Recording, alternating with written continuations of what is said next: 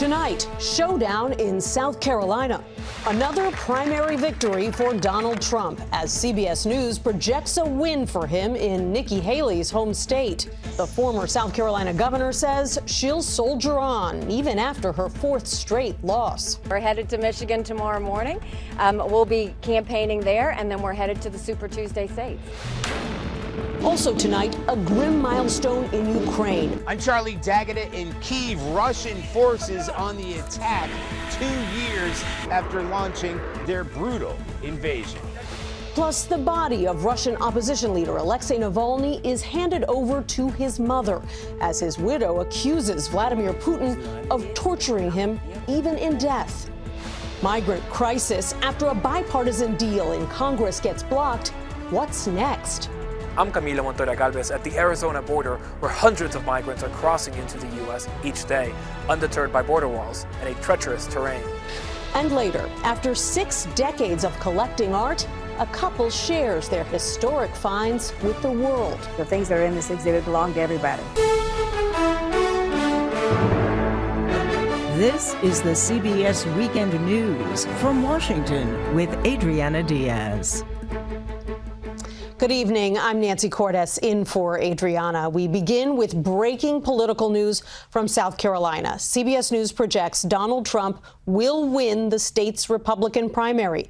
This marks the 4th win for the former president, having already swept contests in Iowa, New Hampshire, and Nevada in the Republican race for president. Trump's victory is a particularly painful loss for opposing candidate Nikki Haley because this is her home turf, having previously served as governor of the Palmetto State. She voted with her family today. Chief election and campaign correspondent Robert Costa is at the Haley campaign watch party in Charleston. And Bob, former President Trump has already declared victory there. What else did he have to say? Former President Trump, Nancy, is already looking to the general election. Former Ambassador Nikki Haley said today she's staying in the race, win or lose South Carolina, but Trump already talking about taking over the Republican National Committee and installing his allies as he looks toward November. Bob, you spoke to Nikki Haley today, and you asked her what her plans are now that she's lost 4 races in a row. Let's take a listen. Where does your campaign go from here, both strategically and in terms of travel across the country? To Michigan. We're headed to Michigan tomorrow morning.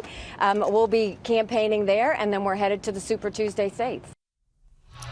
So, Bob, she says she's staying in the race. Realistically, though, what is the future for her campaign if she can't win her home state?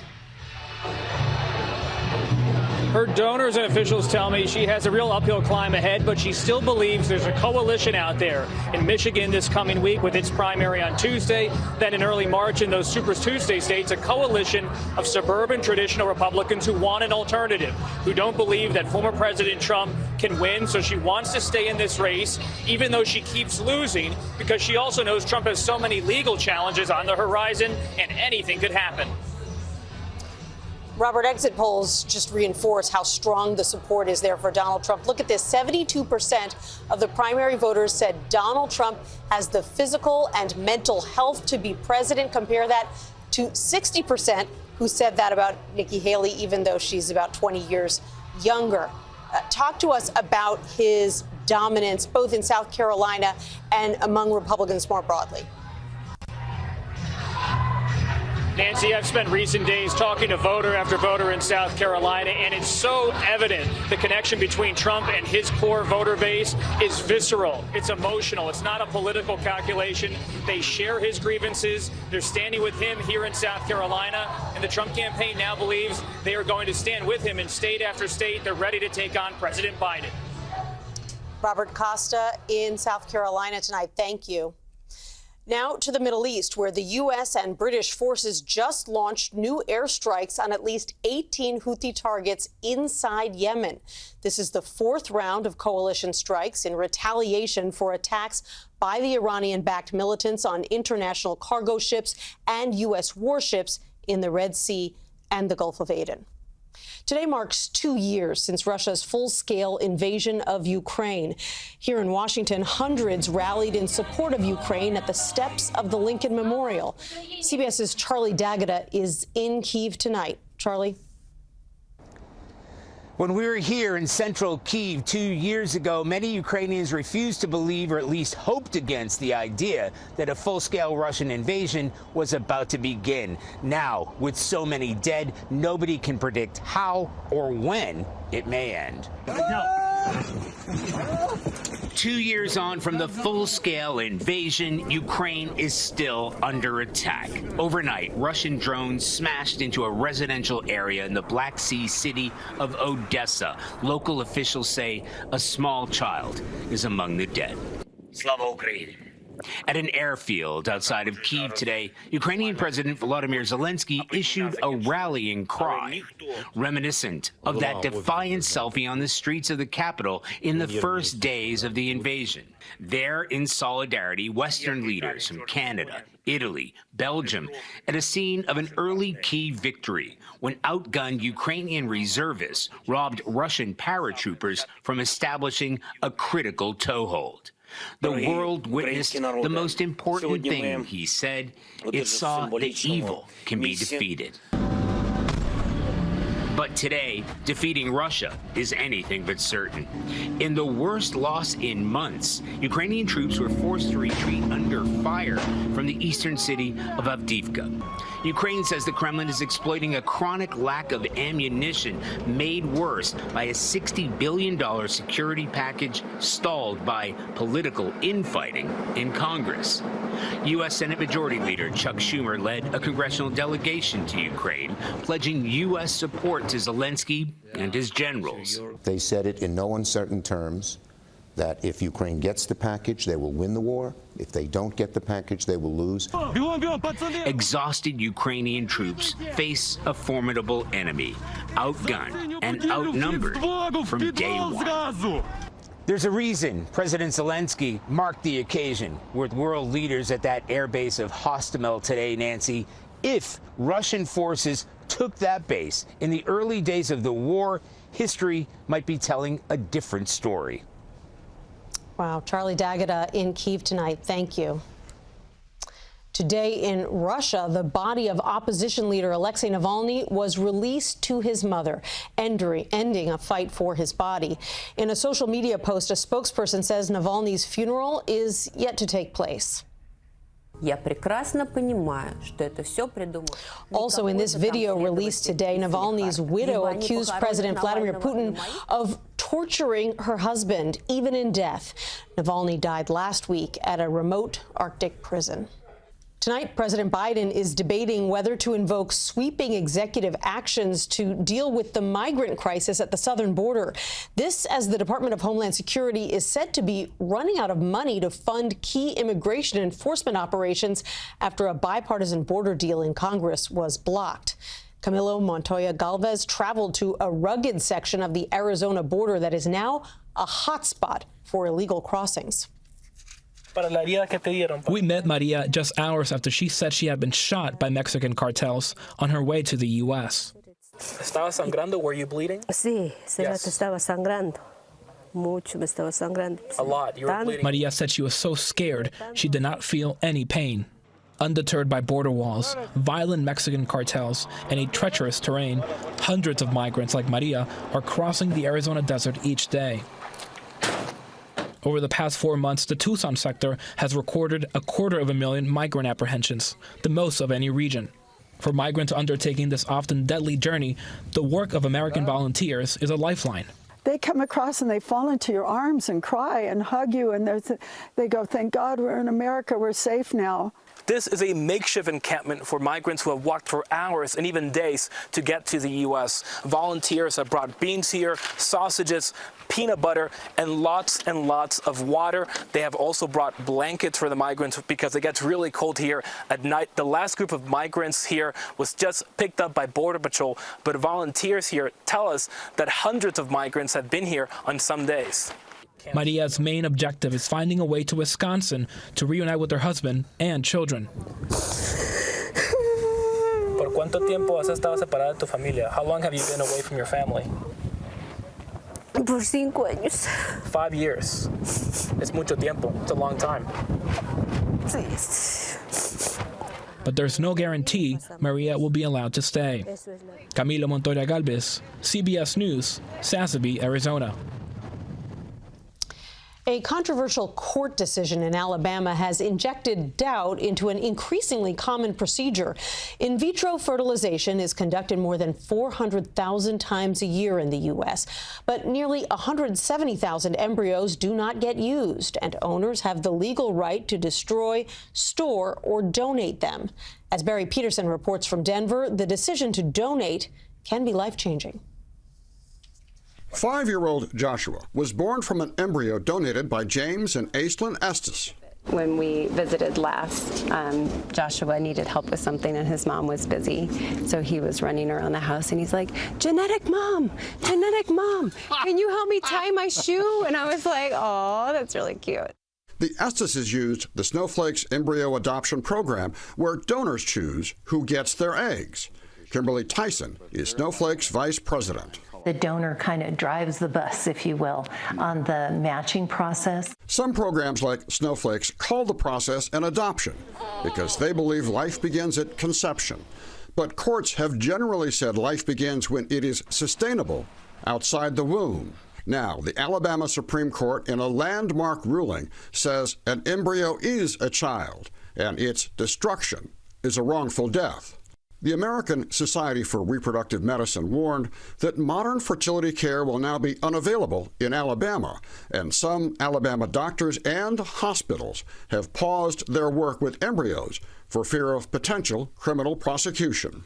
For now, the process remains unchanged in other states, including Colorado, where Levi Carpenter is here thanks to a donated embryo after Melissa and Aaron say they exhausted all the other options. And Levi now has a baby sister, Elena, from the same donor family. Even if they're not genetically related to us, at least there's that genetic relation to each other. And putting aside the political and legal debate, it's about the happiness of being a parent and basking in the smile of a child. Barry Peterson, CBS News, Denver. It's a beautiful baby. Tonight, many citizens of New York City are mourning the death of a high-flying celebrity. Flacco, a rare Eurasian owl, became a sensation after escaping from the Central Park Zoo after someone vandalized his enclosure last year. The owl foiled attempts to capture him, so he was allowed to live in the wild after proving that he could survive.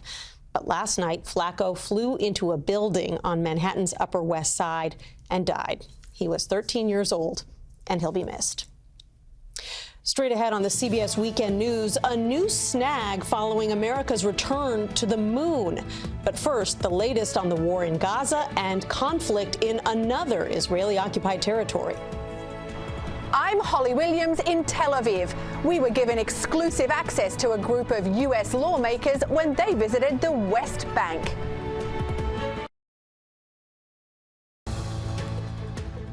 Tonight, talks on a proposed ceasefire between Israel and Hamas appear to be making progress, with the Israeli war cabinet getting briefed by negotiators. This as Prime Minister Benjamin Netanyahu's post-war plans for the territory, including open-ended control over military and civilian affairs, come under harsh scrutiny. And now Netanyahu's facing fresh criticism from the U.S. over new plans for the West Bank. CBS's Holly Williams has the latest from Tel Aviv. Kirbet Zanuta is a small Palestinian village in the West Bank, now lying in ruins. They demolished the school, they demolished most of the houses. It was bulldozed last year after Israeli settlers harassed the residents until they fled. A delegation of American lawmakers was given a tour of what's left of Kirbet Zanuta this past week by Israeli activists who campaign against the occupation of Palestinian territory. It's basically coming here, taking settler sheep, beating up Palestinian shepherds, and kicking out Palestinians off their land. And they're protected by the military. By the military. Full protection, everything, of course. Around 500,000 Israeli settlers live in the West Bank on occupied territory. The settlements are widely regarded as illegal under international law, but there are now several prominent settlers in Israel's cabinet. There's been an uptick in violent clashes in the West Bank since the October 7th attack on Israel, some of them deadly. A Palestinian community leader asked the American representatives for their help, including Congresswoman Rosa DeLauro of Connecticut. People just cannot be uprooted from their life, from their families, and no one cares about them. The US has long supported a two-state solution, giving the Palestinians their own state in the West Bank and the Gaza Strip. But after decades of thwarted negotiations, there are reports the Biden administration is considering a radical change, simply recognizing a Palestinian state after the war is over. And the only way this conflict is ever going to stop is with outside help. And the United States can be the adult in the room. The tour was organized by J Street, a primarily Jewish-American lobbying group that's urging President Biden to recognize a Palestinian state. So we need a bolder American policy. We need a bolder set of moves from President Biden. Do you think he's going to do it? I hope so. We may know within a matter of days or weeks. But US officials have downplayed the possibility. And Nancy, Israel's Prime Minister Benjamin Netanyahu says his country rejects any international attempts to impose a Palestinian state. So complicated. Holly Williams, thank you so much. And be sure to watch Face the Nation first thing tomorrow. It includes Margaret Brennan's exclusive interview with Israeli Prime Minister Benjamin Netanyahu. Still ahead on the CBS Weekend News, Houston, we have a problem. America's new lunar mission hits a tipping point.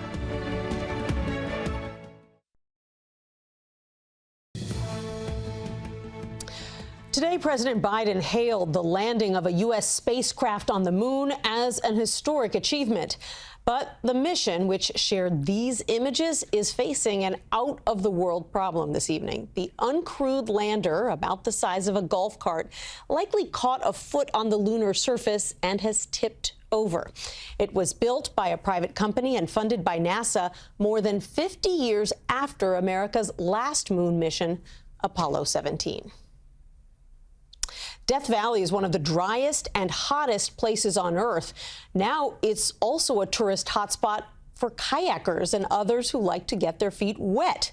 Take a look at this. This lake formed after a series of record rainstorms. It's not deep, just about a foot, and it is expected to eventually dry up. But it's beautiful for now. Next on the CBS Weekend News, how a celebrated art collection is changing the narrative about Black history. We'll be right back.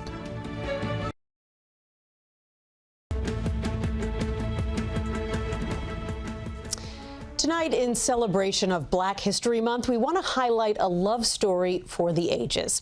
It involves the couple behind one of the largest collections of African-American art and artifacts in the world. Elise Preston is in Los Angeles with their story. Shirley had gotten arrested at Florida A&M, and that started this love affair. Bernard and Shirley Kinsey's love affair is more than 60 years strong. You can't just say Shirley got arrested. What's the backstory there? Well, in 1963, Tallahassee was terribly segregated, and anybody that demonstrated was arrested.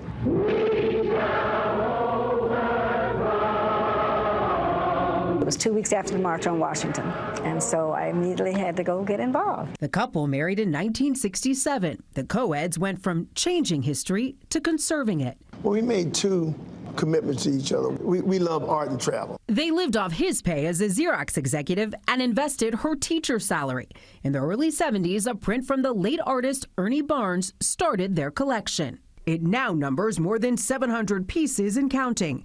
The Kinsey collection of African-American art and history is recognized as one of the largest, most encompassing collections chronicling the Black American experience. All of this is from our collective ancestry. It's currently here, occupying 150,000 square feet of space at SoFi Stadium. It's traveled the world in nearly 2 decades, seen by more than 16 million people. It gives me chills because I just think that Black history is so rich. Gallery owner Jack Forbes advises institutions on the curation of Black art.